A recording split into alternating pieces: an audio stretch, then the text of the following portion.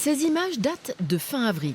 L'entreprise Lenouille, qui fabrique des fenêtres à Briec, a été l'une des premières à se déconfiner dans le Finistère.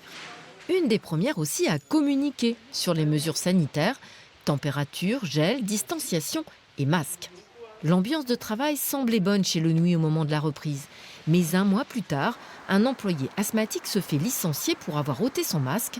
Très affecté, il laisse son défenseur syndical nous raconter les faits. Il est entré en détresse respiratoire, donc il est sorti de l'usine pour pouvoir respirer un peu. Il a enlevé son masque pendant 2 minutes.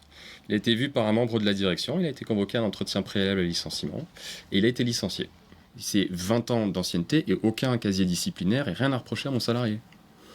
Ce qui rend la décision de l'employeur d'autant plus incompréhensible et d'autant moins tolérable. L'employé a décidé de saisir les prud'hommes pour licenciement abusif.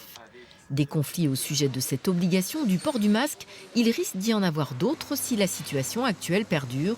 Nous avons donc demandé son avis à un avocat spécialiste du droit du travail sur les obligations de l'employeur. Dans des entreprises de plus de 50 salariés, on a un règlement intérieur. Ce règlement intérieur doit être amendé par l'employeur, présenté au comité social et économique pour indiquer que le port de la protection individuelle, le masque individuel, est obligatoire. Bon, mais on doit aussi, sans doute, prévoir des temps de pause, des temps où on peut respirer, où on peut enlever son masque sans mettre en danger la santé des autres salariés, des collaborateurs. Des pauses respiration, comme il y a des pauses pipi, est-ce prévu chez Lenouille? Nous aurions aimé poser la question au chef d'entreprise, mais il ne nous a pas rappelé.